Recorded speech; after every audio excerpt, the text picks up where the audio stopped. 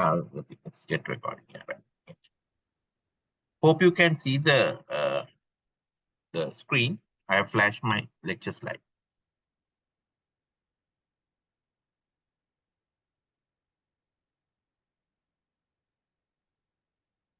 Can you see the slides now? Slide deck?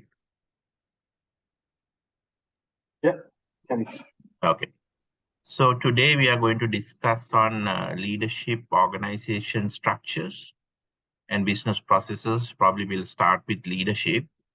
Um, so here we will look at some leadership stuff.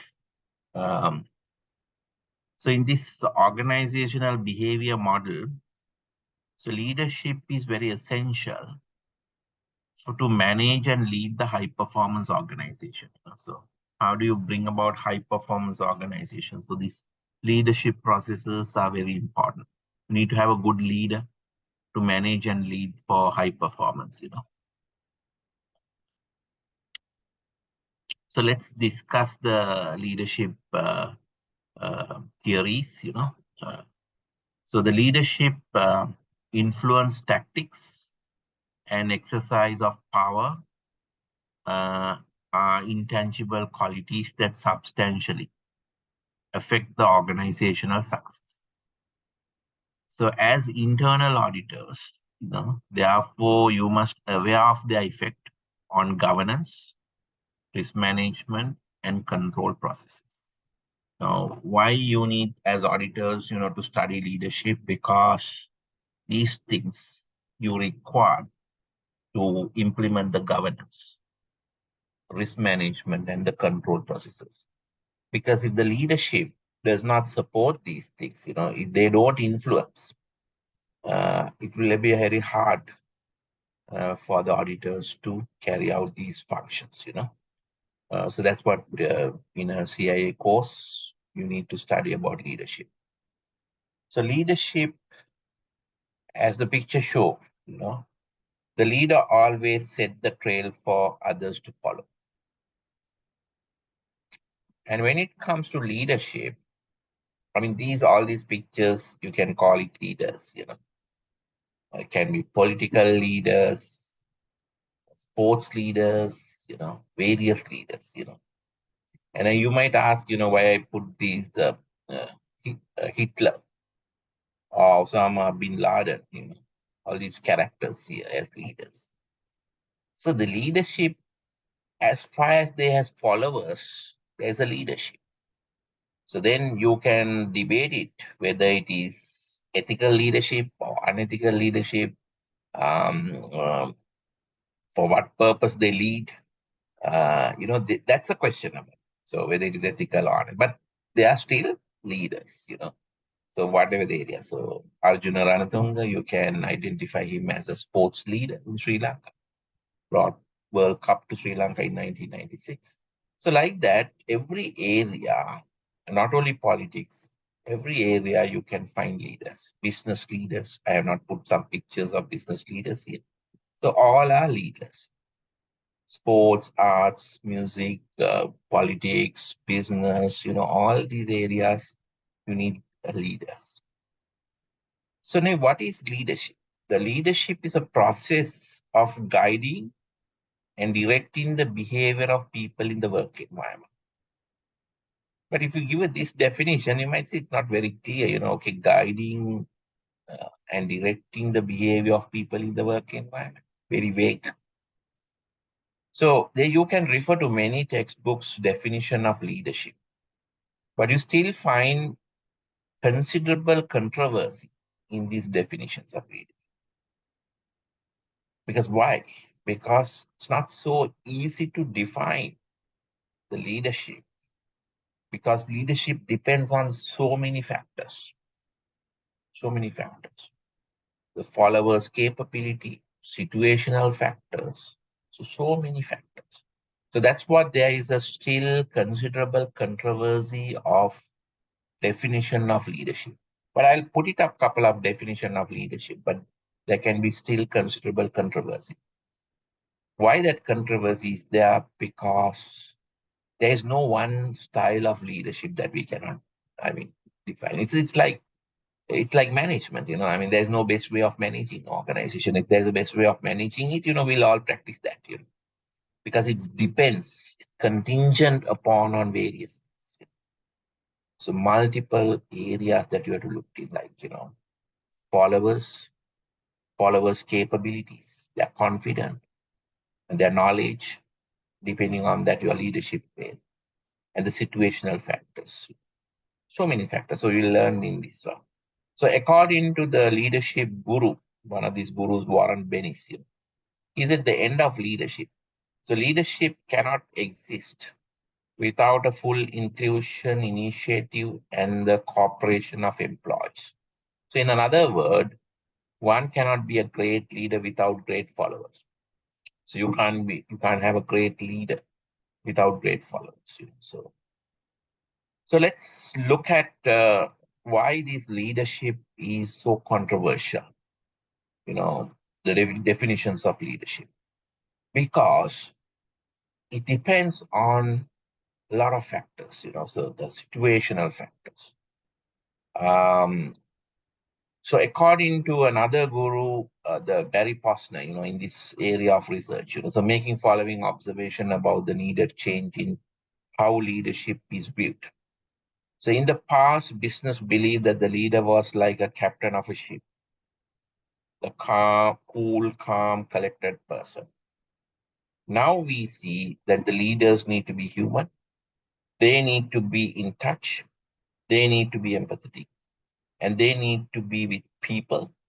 So leaders, very important, leaders need to be part of what's going on, not apart from what's going on. So they should be part of what's going on, not apart from what's going on.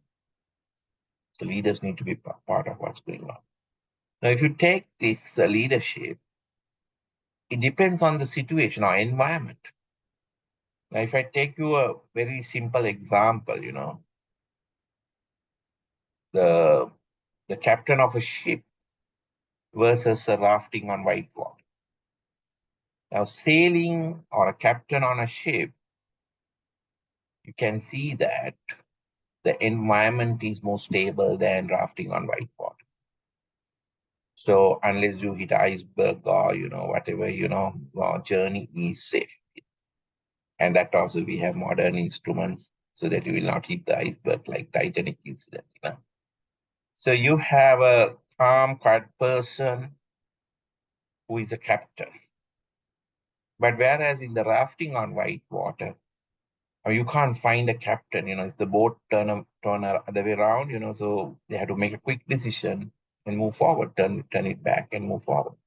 So in this, it's not easy to find identify a leader, specifically like a captain of a ship. But there is a leader. Everyone has to make decisions. So why?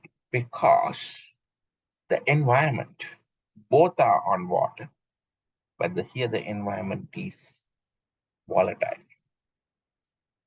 So that's where that when you try to get a definition for a leadership, there's a lot of controversial thing comes because it dependent upon on many things. So captain of a ship, I'm the best picture that I can get it from Titanic. So calm, quiet person. You can see that when you watch the movie also. So rafting on white water. I mean, this guy, the leader, it can be, or anybody else, but the followers also have to have a knowledge to the rafting, make a decision and quickly turn around. But whereas the captain on a ship, captain has the resources and a crew, and then he moved. I mean, if you want to have a breakfast with captain, probably you have to have a first class ticket in a cruiser ship. So, so these leaders, if you change them, you send the captain to the rafting game, he might be not so successful, or the other way around. So, a leader who is successful in one situation or one environment may be unsuccessful in another environment. So that's very interesting. So that's where the controversy is there. Even the political leadership also the same. who are successful in one situation may not success in another situation.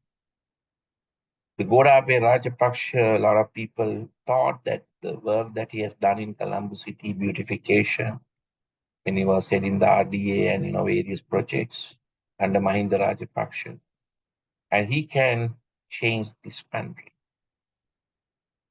But he was successful in one situation, failed in another situation terribly. I mean, he's the only one leader, has been removed from his position by the party.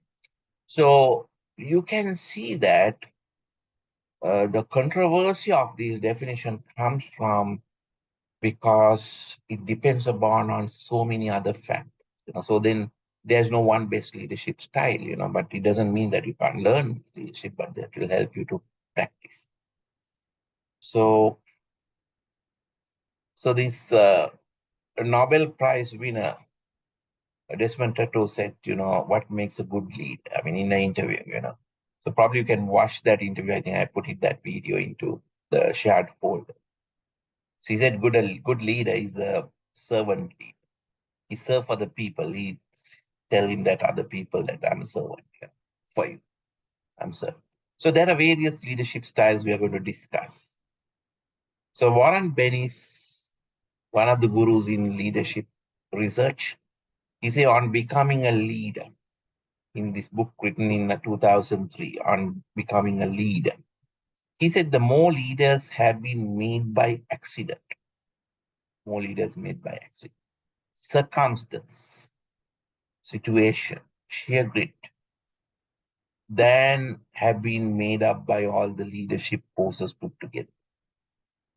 So that's quite interesting, this comment on Warren Bennis' comment. More leaders have been made by accident.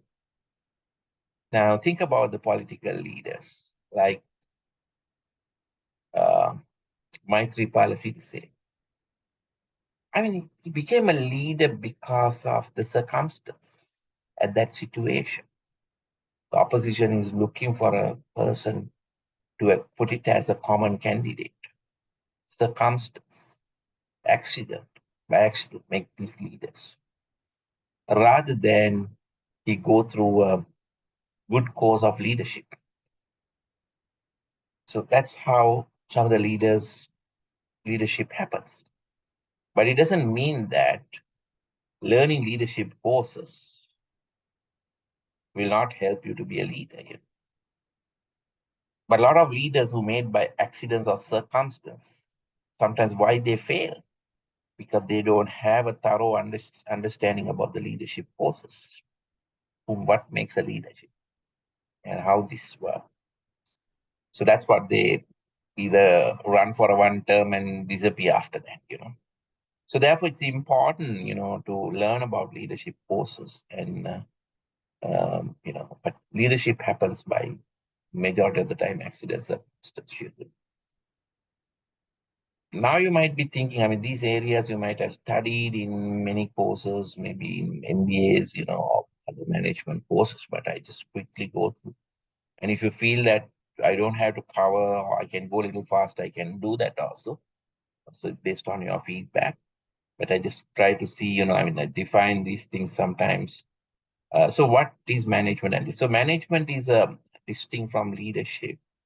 It is defined by in this book of understanding management 10th edition by Daft as achieving organizational goals effectively and efficiently by planning, organizing, leading, and controlling. I think we have also discussed in first lectures getting work done from others efficiently and effectively. The four functions we discuss as a manager: planning, organizing, leading, and controlling. So this is the definition of management. But leadership, again, defined as the ability to influence people towards the attainment of goals. So that's the difference. So your ability to influence people, not doing four functions: planning, organizing, leading, and controlling. Ability to influence people. Attainment of goals are the leadership. So a sense of effective leadership is interaction with people. So it doesn't mean that the manager does not provide any leadership. So that's what out of the four function he has to lead. But then what is the difference between a leader and a manager? But leaders, managers try to control the resources to achieve the object. He's more on an administrative person. But leaders see the horizon and they bring sometimes big scale change to the organization to reach. So they can see the horizon. They can see the uh, top line. They can see the bottom line of organization. They can see where they have to be there. But majority of the managers, they have budgets, they have controls. I mean, they run this efficiently by planning, organizing, and leading and controlling. So, but certain qualities of a leadership they have to do because they need to also motivate people, influence people, and get the work done. But leadership is your complete ability to influence people towards the achievement of the goal. So management and leadership are essential to the organizational success, both essential, but they require different qualities and skills and have different emphasis. So management emphasizes the stability, reliability, and efficiency of the organization. It provides a rational basis for exercise of leadership. So managers are rationally allocate resources. They're supposed to do that way, prioritize it, things like that. But leadership emphasizes on the people in the organization and it provides them with a purpose and vision. So they inspire people, they provide the vision for change. And change is very important. Without a change, there's no survival or no achievement. So, given the uncertainties in rapidly evolving organizational environment, so they show the employees or the people the uncertainties and what is rapidly evolving in the environment. How are we going to reach our vision? So they drive the vision, they are come as a change agent. So that's where the leaders should differ. So if we look at the last century, the 100 years, so various social psychologies, anthropologies, they try to research on these leadership areas. So, I mean, if you look at go back to the written history of leadership, I mean, the leadership is there probably from the beginning of civilization. But unfortunately, we don't have that much of written evidence of how they have done that leadership. But if we have this last century, the leadership researched broadly can be categorized into trait perspective, behavior perspective. So initially, 100 years back, we look at more traits. Then in 1930s, 50s, we look at the behavior perspective research. Then contingency perspective. The modern theories are more on transformational perspective. So these four evolving theories of leadership from the history or we will study this perspective. So first looked at, 100 years back, how we had looked at leaderships. That's a trait perspective. So research suggests that the following traits may correlate with the leader's effectiveness. Leader needs to be intelligent, knowledgeable. He has to have the judgment and the decisiveness, drive to excel, persistence in goal attainment, and consciousness, aspiration to lead. I mean, you can't just get anybody to lead. So he has to have the aspiration to lead, and she should have that, the self confidence, honesty, and optimism. So he has to be optimistic, not pessimistic, and tempered by reality. So he has to be reality. Can't be in the dream world, dreaming, so reality. So energy and stamina, education and social mobility. So those are the things, traits. Sometimes people looked at it 100 years back, the qualities of a leader, which had some sort of a correlated with leadership effectiveness, but not 100%. It doesn't mean that the person being intelligent is a good leader, or maybe being self-confidence is a good leader, or just because he has aspiration to lead, but it doesn't mean that he's a leader. But these traits may help to be a good leader, but there's no conclusive correlation or everything that effective leader is always, have those things. Yeah, those things may help.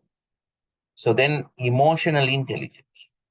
The leader should have that emotional intelligence. So what is emotional intelligence? So emotional intelligence is your ability to understand your emotions as well as others' emotions. The emotional intelligence means your ability to understand your emotions as well as others' emotions. That help you to manage the relationship. If you don't understand at this moment what is your emotions, and when you're talking to a person, what is his emotions, and then when that understanding help us to manage the relationships. A lot of times, the leaders fail when they don't have the emotional intelligence. So one such example is many years Ranil Wickramasinghe as a leader, he failed, but latter part he succeeded. He won premiership, but he couldn't also continue for the entire period as a prime minister for some reasons. I mean that I will discuss in groups impact. But initial years after I mean, he contested with Chandrika Kumaratunga as for the presidency last year. The major reasons is at that time he was showing a less emotional intelligence. But as a leader, he has developed that over the years. Now he has developed that. Now, why I said we didn't have the emotional intelligence. One of the meetings, the the beetle farmers, meeting I can remember that was used by media campaign against him. He was addressing the beetle farmers in a very Americanized style, that walking among the people rather than talking in a stage and talk to the beetle farmers and addressing. But in his speech, he made the statement that beetle leaf is not the future because young people are taking chewing gums. So this beetle leaf will not have a future. Now, with whom you're discussing this? With the beetle farmers.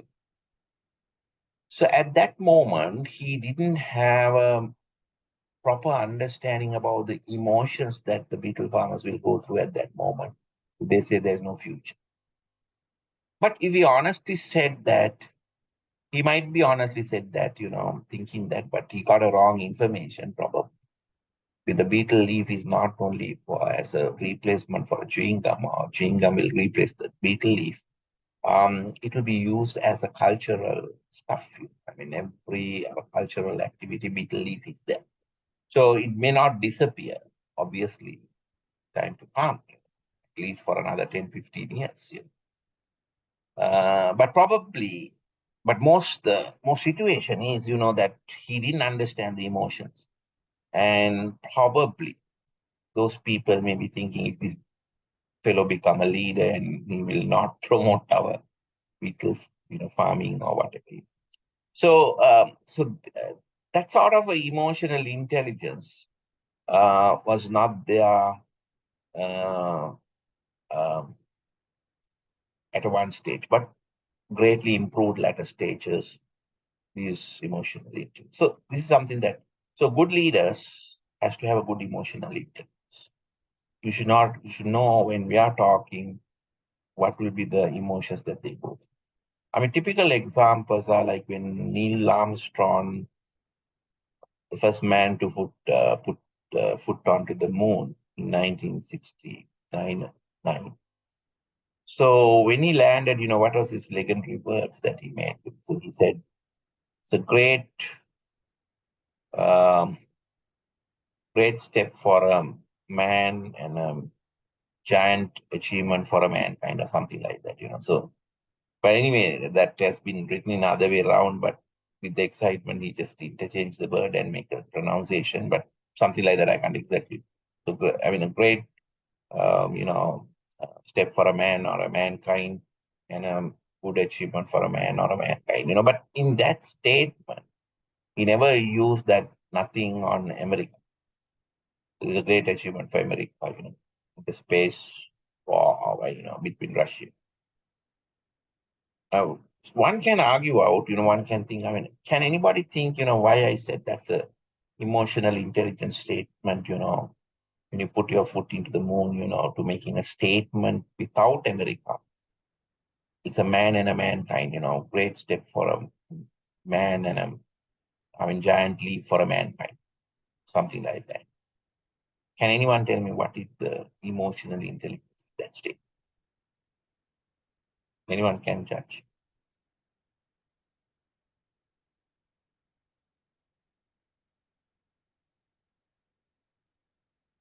So one can argue out, you could have boost little bit of a youngsters in America by saying that this is a great achievement for America. Can get a little bit of a moral boost within the country, and probably, something like that. Right in they mentioned America in that state. They put the flag. That's a different story. American flag there. Anyone can think about. We've gone to the moon, and that's a great achievement. People are watching from that black and white TV and the radio, listening to this statement by a lot of people in the world, around the world. Anyone can think about why this statement is emotional intelligence without mentioning why is it. The statement was written by Kennedy, sent and given to him to make that pronunciation. He did that.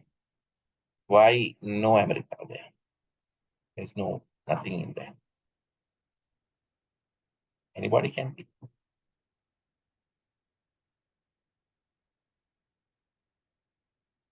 Now, whenever you send a man to the moon, is the mission is completed or not? No. To complete, what has to happen? He He has has to to come back. come back. What is the most challenging thing? Sending a man to the moon or bringing back to the earth? Bringing back to the earth is more challenging because there's no oxygen there. No burning is possible. So you have to get out of the gravity by blasting rockets and connect it to the mother capsule and travel back to earth.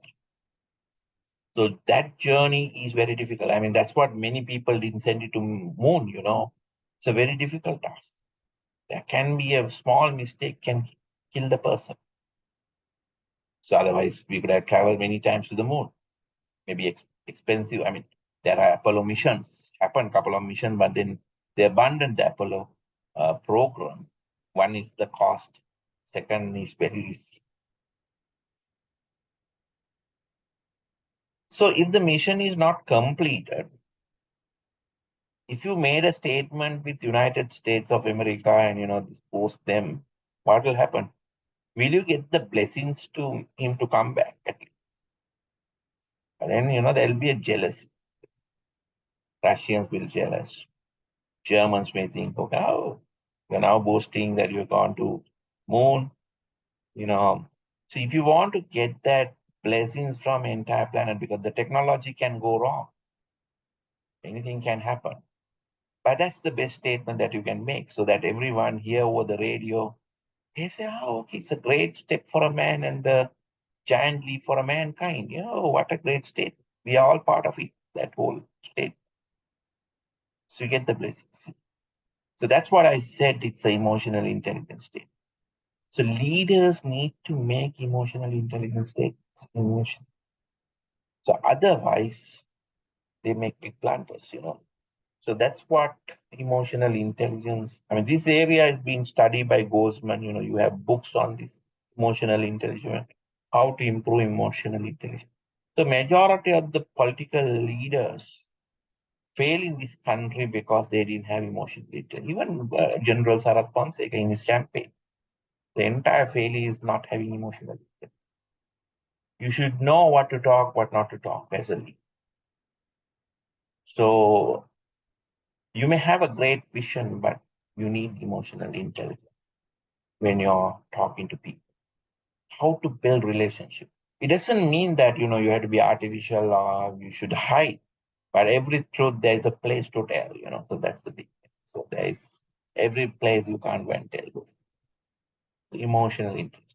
So these abilities can be learned, especially when a person understands that immaturity, erratic behavior, and uncontrolled negative emotions have a bad effect on the workplace. So being audit also, you had to have a lot of emotional intelligence when you're doing those audits, what to talk, what not to talk, how you build. That's a different function, how you get information, how you prepare. So this is where what matters in leadership. So this is what, this slide, I think I have put a slide, that's good. So in moon landing, I forgot that I put this slide there. So the definition of emotional intelligence is a capacity for recognizing your own feelings and those of others, for motivating ourselves and managing emotions as well as ourselves and relationships. So Neil Armstrong was the first man to set the foot on the moon, and his legendary words, "One small step for a man, a giant leap for a mankind." That's the emotional intelligence. So these two videos which I mentioned, emotional intelligence at work, you can see that from my LinkedIn, moon landing. So these trade theories, the trade theories believe that knowledge, intelligence, judgment, or sometimes trait like a person. This is not mentioned here, but certain other traits like, height, all these are in the trade theories. So 100 years back, people believe tall people are good leaders because they have the height. And even countries like Sri Lanka, also the um, Dudley Senanayak, not Dudley, the first prime minister,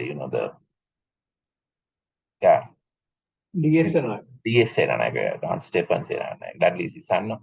So D.S. Senanayak is a very tall man, he can ride a horse. So some of the traits he had, persistence, consciousness, when he talked, address. This is a picture that, was named he was considered as a father of the nation. Very old picture that is taken, I think, from golf face when he addressing the public. So people select leaders based on the traits.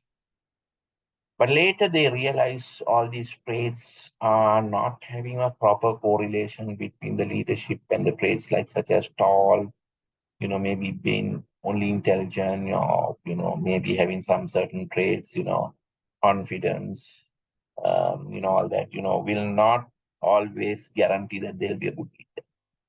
But that's how, they've been taken. Even in today's movies, you can see that when they shoot, certain leaders, like, in the characters, in the movie characters as leaders, they shoot from ground so that they show a little bigger picture.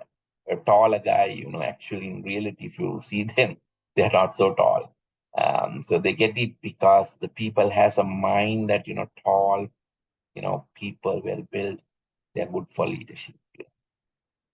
So, but later the research shows having even these intelligence, knowledge, judgment alone cannot judge that whether he's a good leader or a bad leader. So effective leaders refine their strengths. These are talents that have developed through application of learning and skills. So having certain traits matter less than identifying and using strength that results in effective leader performance. So, what is the outcome of trait theories? So, there is no universal trait found that predict leadership in all situations. So, trait predicts behavior better in weak than strong situation. Unclear evidence of causes and effect of relationship of leadership and trait. Better predict of the appearance of leadership than distinguishing effective and ineffective leaders. So there is no evidence that trait alone can predict the leadership situation because leadership depends on the situation. So now you realize, so the trait theories also has its own issues. So now let's look at the word influence. So influence is the effect of of actions on not only on the behavior, but also in attitudes and values of others. So you influence it. The leaders influence others. So the word influence is defined like this. So influence in the work environment is an attempt to change the behavior of superior, peers, or lower level employees. So influence may be exerted in many ways, including the use of power, which we have studied last lecture, and the exercise of leadership. So use power and leadership, we bring it to influence people. The following are generic influence tactics. So one is rational persuasion. Is the use of it's the use of facts and reasons to convince others. This tactic is most likely to succeed when the leader has high credibility. For example, because he or she is respected for or has expertise in that. So you can go and rationally persuade the facts. So you bring logical arguments to persuade your fact. So by doing that also you can influence. So that's the influential tactic. So auditors also you can bring the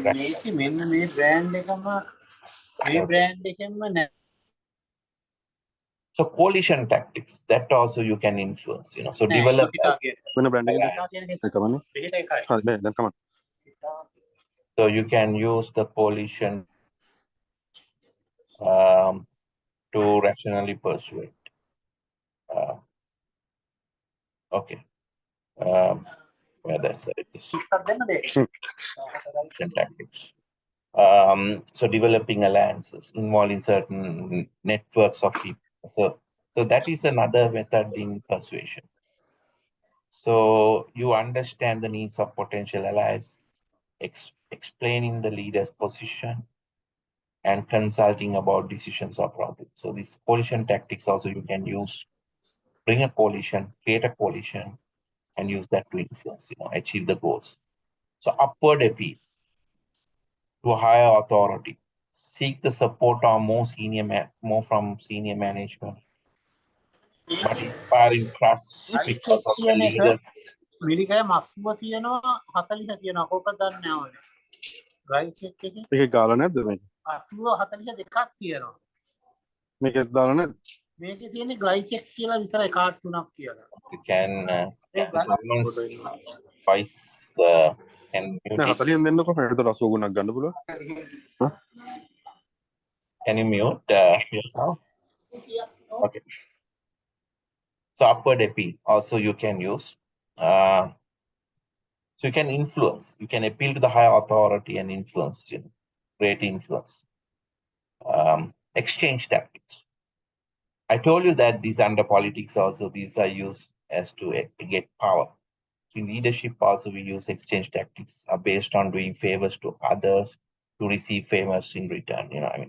This is why and the president give them ministerial portfolios, and then they support the president.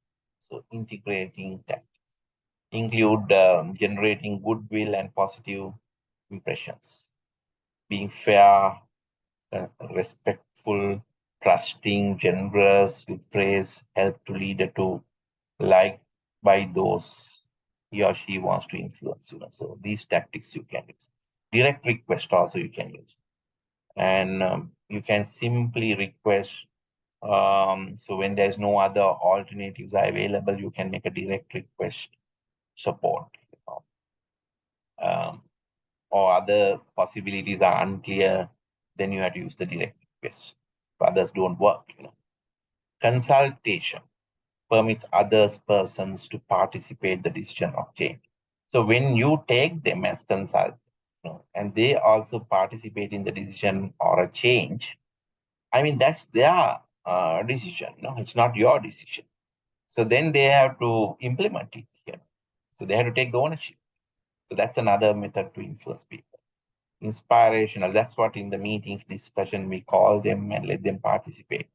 So otherwise, if you enforce from the top, sometimes they may reluctant because this is not their decision. So they were not being consulted, So they may go and tell everyone, we will be not consulted.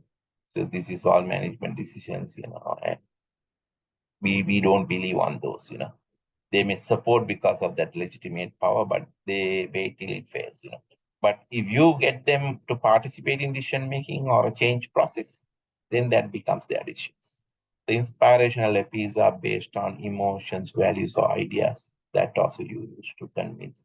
Pressure tactics, intimidation, threats, and demands used to, um, persuade people and get things done, These things you do. So in general, leaders are perceived to be more effective when they apply multiple influence tactics. Moreover, some prefer to use softer things or harder approaches in leading the organization, So they use some of these, about 9, some of them, to influence others and make things happen, Power we discussed earlier, so I can go a little bit of a little fast on power lecture. Power is a potential to influence the behavior of others. As I told you in my last lecture, authorities try to influence, and it differs from power because sometimes the person who has power may not have the authority in the organization. But definitely people has authority, they have a power, because legitimate power they have to influence. So we discussed this little bit more broader in last lecture. We have hard power is based on primary leaders' authority. That's a legitimate power based on the position in the organization. The soft power is based on primarily on relationship and personal traits. So some people have soft powers, basically they have good relationship with the colleagues. Yeah. The following are types of position-based hard power, which we discussed. So I'm not going to discuss more on this. We covered in last lecture, am I right? You can remember the legitimate power based on the formal authority. You can influence the agent and the target both understand the agent has a authority based on the position is the MD or a CEO or a manager GM. So he has the cozy power we discussed to create fear of that. Anybody has any listing on these two power sources we discussed extensively? So you can control of reward. So they can they include the power to determine pay raises and promotions.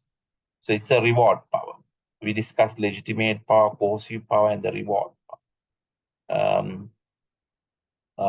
5 power sources we discuss, and the expert power and the referent power. So we discuss. So these 3 become hard power: legitimate power, coercive power, and the reward power. But these 2, expert power and the referent power, are soft powers, which I told you that a lot of religious leaders has this soft power, expert power. They preach certain religion. I mean, he got that understanding of that how things work in his life or afterlife, and they preach this one, and with his expert knowledge, either based on their meditation or some sort of a blessing, and that gives attraction when you see them in the reference part, the Lord Buddha, Jesus, or any other religious leaders, 2,500 years back or 2,000 years back. They had this expert power and the reference. So whatever they have preached, they have devotees, they have followers for thousands of years. So referent power is interaction, interpersonal attraction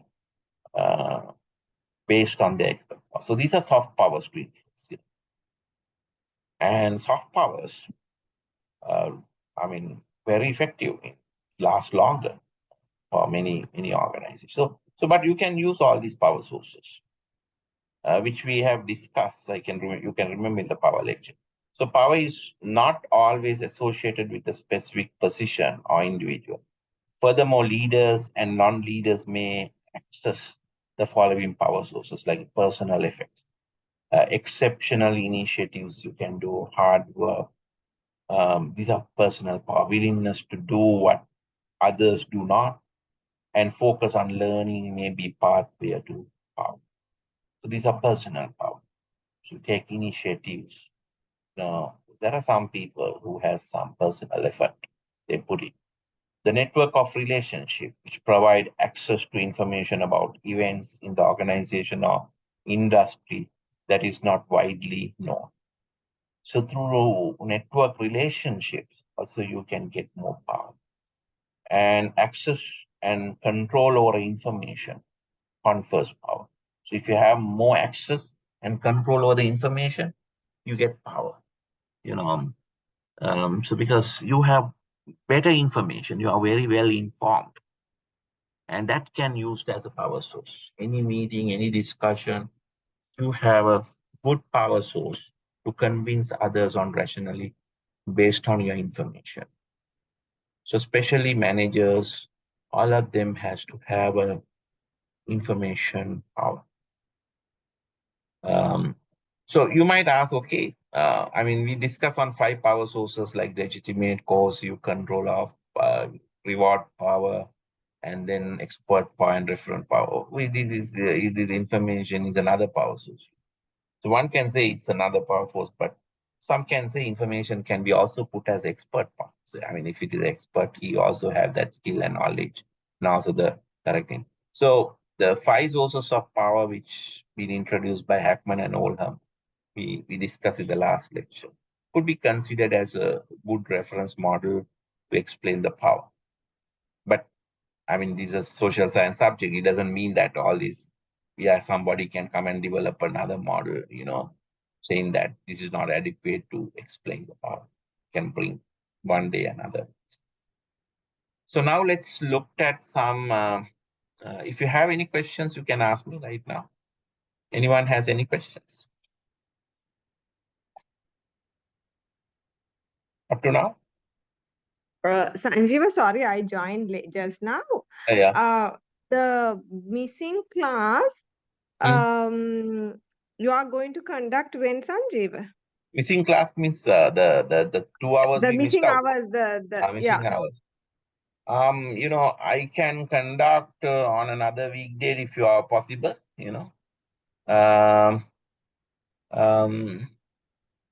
The Himalaya also wanted me to check, whether we can do it on another weekday.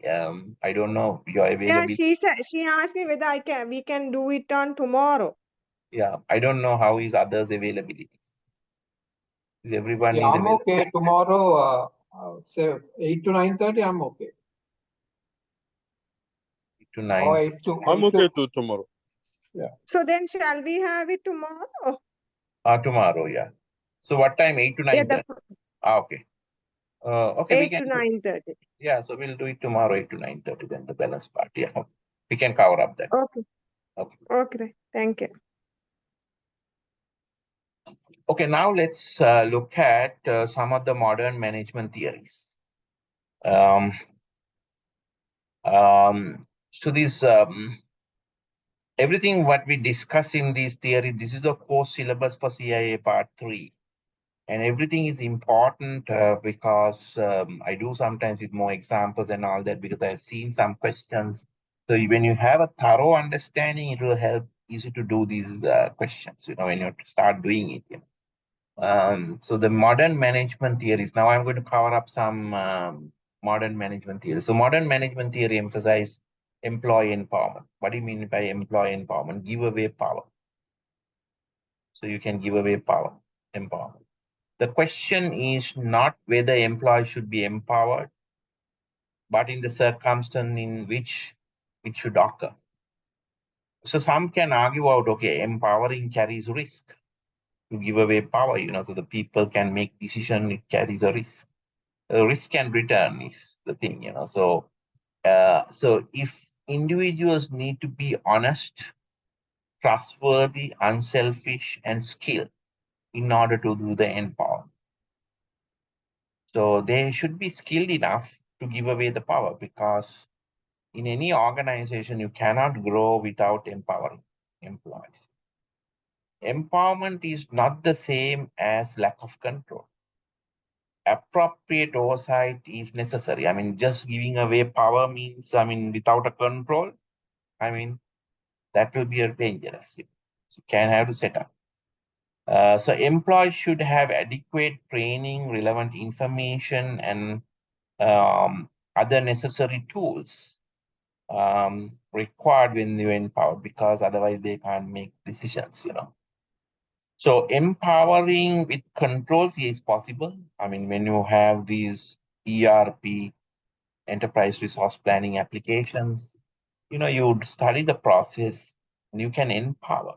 A lot of things can be done by a person, but it controls, you know, approval levels, you can put limits, all that you can put it, you know, so controls you can bring up. So employees should participate fully in making important decisions. So let them participate in fully in making important decisions. Employees should be fairly compensated. Because if it is not fairly compensated, they also find ways and means, you know, to earn money. So managers who appropriately surrender power by empowering employees actually gain power. So they have an increased ability to achieve desired goals. So actually, when you're empowering employees, the managers get real power. But a lot of managers think, you know, keeping power with them is the best way to get the power. No, they can't get the best results because they get tired because they have to do everything by themselves. You have to do empower. So sometimes when you do empowered without fully compensated, fairly compensated, you get a problem. You know, sometimes I have seen this, even religious organizations. You know, sometimes they said they are devotees. You know, so they come and do work freely, but they earn more money on various ways in the religion organization. But if they compensated, it could have been much more better. You know, to manage this and audit these accounts. You know, so otherwise you can't audit these. You know, you know, because they say they voluntary work, they're not paid, but they misuse the resources also. You know, so all sort of problems comes up when you don't understand these concepts very well. So now, having studied some of these behavioral trait practices, now let's go to the behavior perspective of research. So 100 years back, we thought leaders have good traits, they become a good leaders. But then couple of research carried out in 1930s and 50s, University of Iowa, that's called Iowa Leadership Studies, by Lippitt and Ralph White. They studied about leadership with schoolboys, you know, hobby group, autocratic, democratic versus laissez-faire. And then the University of Ohio has carried out Ohio State Leadership Studies. They talk about initiating structure and constitution, which I'll explain one by one. Then the Michigan University called Early Michigan Leadership Studies, human relationship approach, you know. So they study about production oriented versus employee oriented. So let's look at one by one. So the behavior oriented research have examined leaders' behavior to determine whether leaders conduct themselves in a certain way. Among the significant leadership research topics are task-oriented behavior or people-oriented behavior. Here we are talking about task-oriented or leadership. So let's look at these authoritarian or autocratic tasks. You know, so the first leadership. So first try to understand what is authoritarian, what is democratic, and what is laissez-faire, and then I will explain that research. So authority style means autocratic style means the manager does not share authority and responsibility. He dictates decisions to the employees. So communication is always downwards with little input from the employees. Tasks are clearly defined. Authority leaders rely on threats and punishment and do not trust employees. So they keep all the power with them. Such leadership can sometimes be most effective, such as when the time to take decisions is limited, when the employees do not respond to any other leadership style. Sometimes this works, sometimes it doesn't work. But if there are no other leadership style that employees respond, then you can look at the authority type. But predict this is basically mainly applying to the military, right? as military, but some styles, some people use this authority even in business organization. Now Yeah, let's because the discuss. thing is, it's like when they have to take very quick decisions, Yeah. so they cannot make all the collective decisions with asking everyone, no? Yeah. Another situation is when the followers doesn't have the knowledge. So now let's say the followers are like doesn't have the knowledge, you have to take authority now. Now it's like this, now if you lead a software company, the followers also knowledgeable. They are software engineers. So then you don't have to take authoritarian decisions because you can discuss with them. Participative decision making also you can do. But when the same guy is appointed as a mayor of the municipal council, then you have to work with a lot of garbage collectors, that a lot of blue collar workers.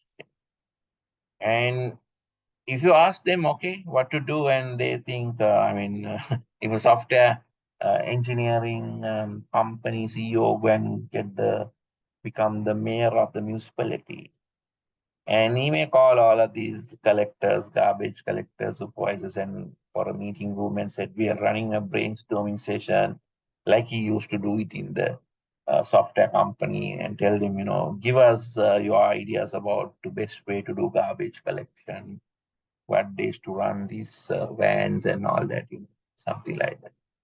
And all will look at every other because the followers are not knowledgeable.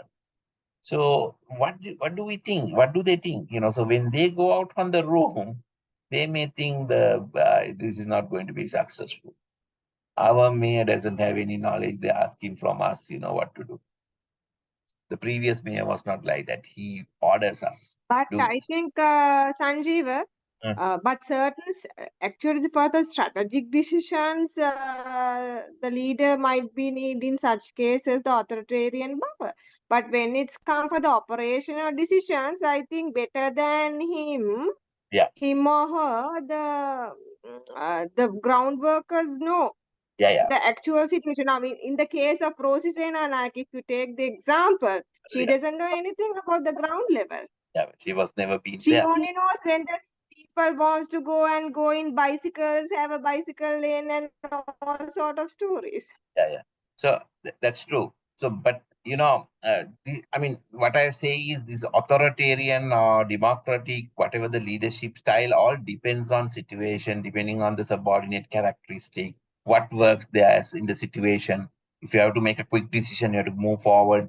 But always I'll show you the research, what works better, but I'm now defining this, what is authoritarian, this thing. So there's no guarantee that this will work always, or this is the most best style of leadership style. The research shows democratic leadership style is one of the best styles, than the authoritarian. Okay, let's look at first. We'll define the words. So then the democratic leadership is a people-oriented. The leader delegates substantial authority, employee participate in defining and assigning tasks, and communication is actually upward as well as downwards. Both ways communication happen. Employees are more committed. And there is a third leadership style is called a laissez-faire style. So employees in the group are given authority and responsibility to make their own decisions. Communication is mostly horizontal. The style works best when the employees show personal initiatives, but the group also may be ineffective without the leader's guidance. So laissez-faire means, in another way, it's a no leadership. So when you have a no leadership situation, what is the situation?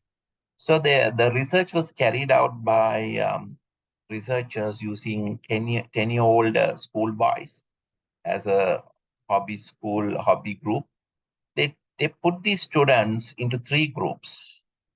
And one group was led by a democratic leader, another group was led by an authoritarian leader, and another one by laissez-faire style. And laissez-faire means no leadership. So the students group led by a democratic leader, allowed the group to decide who was to perform what task And these are tasks which they have to, have another partner to carry out these tasks. So pick their own partner. So they had the democracy, freedom to pick their partner. And when they were doing, he offered the feedback also about the task, how they are carrying out. So that class went this way, I mean, very democratic way. The leader support students, and offer feedback. But the class led by authoritarian dictator, he assigned the work partner. He didn't allow them to select the partner. Subjective with phrase, decide what was to be done without boys' feedback. He didn't look at the boys' feedback. He told this is what they. So the third class was led by laissez-faire, means no leadership. The group given complete freedom to do whatever they wanted, provided information only when asked. So when they carried out the research and they looked at the outcome, in this study, which style do you think led the greater satisfaction? So the boys subjected to autocratic leader reacted in one of the two ways, either aggressively or apathetically. So both deemed to be reaction of frustration. The researchers also pointed out that apathetic group exhibited outbursts of aggression when the autocratic leader left the room. So that was the response by the boys. When he left the room, the autocratic leader, they show aggression. But the laissez-faire, the no leadership climate, actually produced the greatest number of aggressive acts from the group. I mean, that's the worst leadership style, no leadership, So they show the highest number of aggressive acts, the schoolboys. So the democratically led group fell between one extremely aggressive group, which was a autocratic group, and the laissez-faire, no leadership. So out of this research, they realized the democratically led group has a better performance, less aggression, even if the leader left the room. So things work well. But worst leadership style was not the autocratic leader. The worst leadership style was no leadership. So you can remember in Sri Lanka also went into a no leadership style during latter part of Ranil Wickremesinghe and Maithripala Sirisena's ruling. So 1 year, October 25th, Maithripala Sirisena fired Ranil Wickremesinghe from his post premiership. From there onwards, the country was in a real issue. The tourism was impacted. There was no leader. It's a laissez-faire. And you can see the most aggressive act happened during that time. Communal issues and even these bomb blast, the past incidents, all that. So this shows no leadership was the worst leadership. So then people thought we had a democratic leadership all over the time. And they confused, the public confused with the laissez-faire leadership and the democratic leadership. They thought that is also democratic leadership. Actually, that time we have gone through a laissez-faire leadership, no leadership, which act the greatest, highest amount of aggression, more strikes, more issues, economy really badly affected. So that created the vacuum for bringing even an autocratic leader. So the people has lost the confidence of a democracy. They said, anybody, even a Hitler is okay to develop the country. So, I mean, you see that the behaviors, how people think, but, why they think this way? Because they had little understanding about these type of autocratic laissez-faire and democratic leadership and this research carried out by various researchers. So then you know what has happened. So like that, But Sanjiva, does it have anything to do with the culture? Because generally, I think the South Asian cultures people are not. I mean, there is a school of thought that they have to be led rather than getting the consensus, because the culture is such that that promotes. I mean, they are okay to listen to somebody, autocratic leader, and follow things. So do Yeah, you think you're correct. You're correct. You're correct. Because we are coming from kinship. We were under kings ancient time, and then we were under Britishers, Dutch, all that. So the people mindset is, yes, somebody instruct, we'll do it. So yes, so that favors these autocratic, leadership styles. So the democratic style, people probably didn't understand the value of it, and then probably didn't understand, how it should work. So you're correct, yes, because history also, if you looked at, we were under kingship, also we were under kings, and then after that, we have gone through another few hundred years under Portuguese, British, colonies, So those days we used to work under person and we give the instruction, yeah. So people by genetics, or from the father to son, that the teaching was like that, not to think something very greater. So even if we had the democracy, we couldn't use that as for a full potential, And also the political leaders also misguided, and misused the democracy for their own personal advantages, and people got confused the values of the democracy. And also, when you have democracy for a long period, people think other extreme is better. The people who lived under autocratic leader for many years, they think the democracy is better. So this is how the life goes on. Like, always you want something which you don't have. Now we live in country where very tropical country. We have nice beaches you can go for and have a sea bath. But how many of us go there, to the beach and have a sea bath because we don't value what we have. But people like to go to a country and have snow and have a cup of coffee while seeing these nice sceneries, but with a lot of warm clothes. So those people in those places are coming for summer, here, for the vacation, winter time here, to Sri Lanka and be in the beaches, and enjoy their this thing. So it's always in the human nature is we like what we don't have, and then get it into problems. So that's the nature of it. So according to the early models developed by Ohio State University, so this is quite interesting. So that's what I'm saying. I'm not a support of authoritarian or this thing, because this is a research findings. So democratic leadership at that time thought the better. Then, but no leadership is worst situation. But at least no leadership, authoritarian leadership is better than no leadership. So that is the findings of this research. Okay.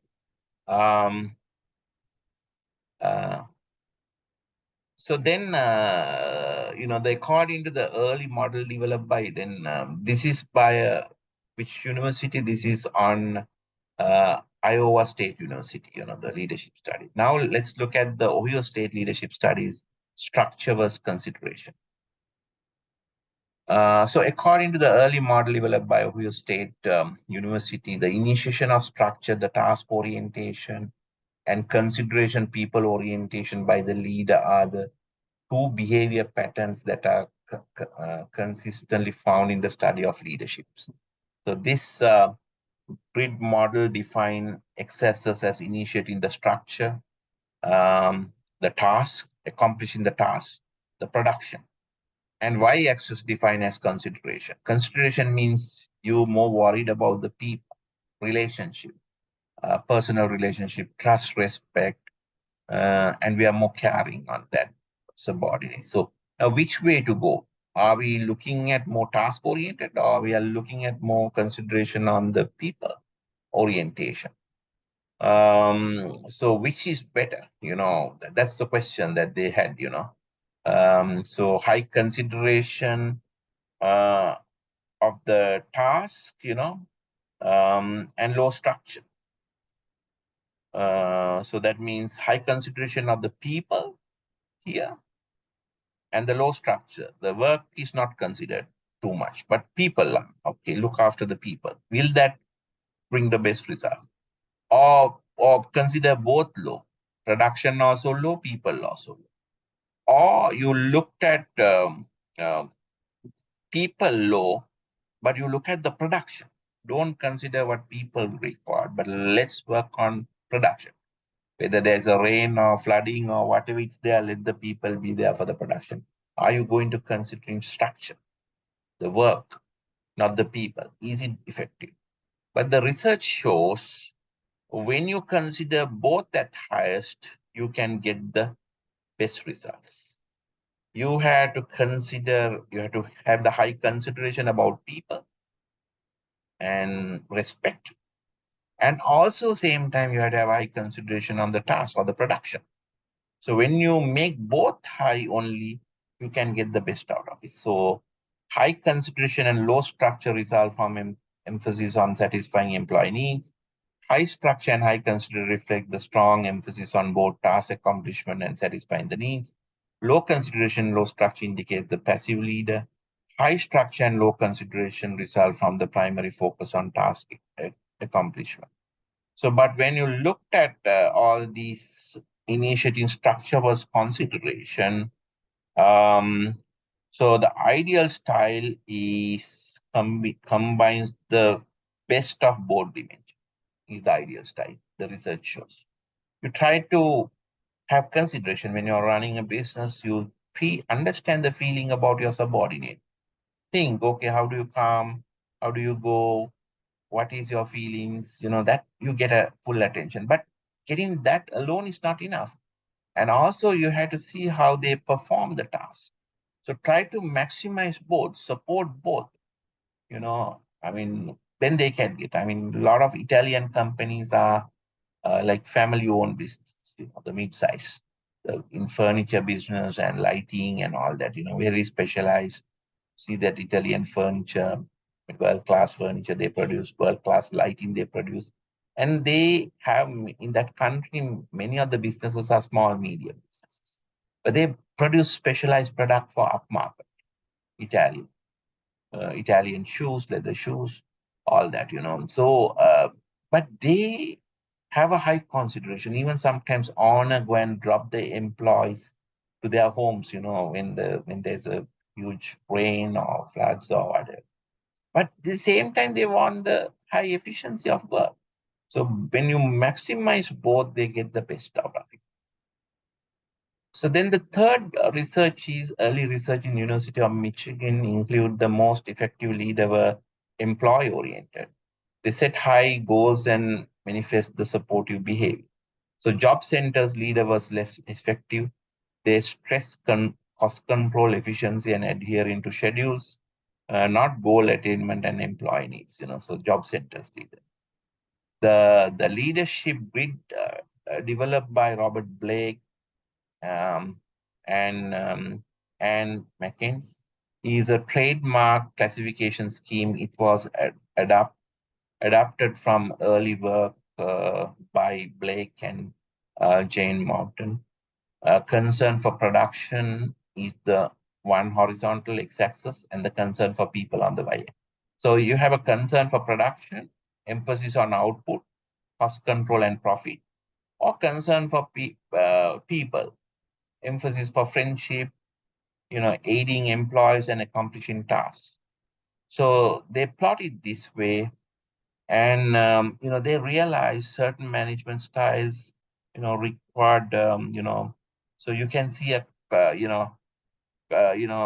this country club management is more concerned for people than the production because it's a very relaxed environment, but team management, you looked at considering maximizing both concern for people and concern for production.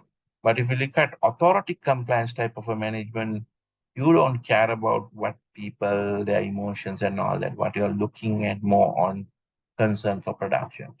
So various types of management, they identify um, uh, they can scale it from 1 to 9 and give marks. Improvised management, here like scale 1 to 1 has a little regard for production of people. The managers may concern to remain employed. The country club management gives primary attention to the human relationship here and friendly work atmosphere. So people work on the country club type of jobs. So authority compliance management has a primary concern for operating efficiency. So authority compliance here, you can see efficiency only. And then you can say middle of the road management, balance, adequate performance and satisfactory here, middle of the road management. And team management has great concern for production and people, trust, teamwork and commitment. So Blake and his associate asserted that this management style is the best. It produced the best operating results, health outcome and conflict resolution. So that's what the research outcome on team management. So having studied about the behavioral theories of Iowa, early Michigan researchers, on human behavior and how they are response to leadership.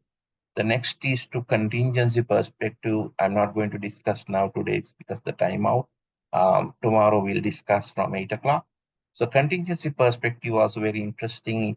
It's introduced by Fiedler in 1960s. He said the leadership is contingent upon many things, the leader's position, power, situation, leaders and followers, the situation, the task structure.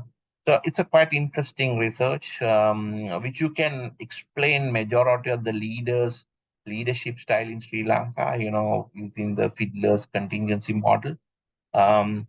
So, I mean, that's what, when you understand the theoretical foundation, you will be able to explain, what works and why it fails, So leadership normally occurs by accident or circumstance, but learning leadership theories and the leadership knowledge which help us to be good leaders, But good leaders also fail because they can't identify, I mean, they happen by accident or circumstance, she agreed.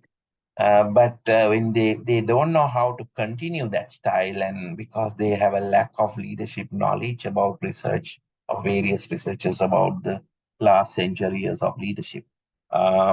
So this leadership research comes from studying actual leaders' behaviors, and the psychology, sociologists try to explain why this happened. And not that, we study the leadership and practice this theory. I mean, these theories evolve from research. So we will discuss on Fiedler's contingency theory tomorrow. And then we'll discuss, try to understand some of these local leaders' behavior based on that, why this happened like this, and try to see whether these theories can be applied to explain some styles of the leaders. And then you have a better understanding about the leadership, business leaders, and the political leaders. And then we'll discuss on various styles, and finally we'll go into leader-member exchange theories, in groups, out groups. And then, I mean, these theories, I mean, can clearly said, I mean, sometime back, this Wagner group, leader was put in group before 2023. But then after June 23, he was in out group. When he organized that, against Putin, that camp, bringing the army to the Moscow, So how are you going to explain these things on leaders, and all these things we'll discuss tomorrow at 8 o'clock. So, so shall we wind up today? Any questions? Okay. Okay, so we'll meet up tomorrow. Thank you very much. Okay, thank you. Good night. Bye.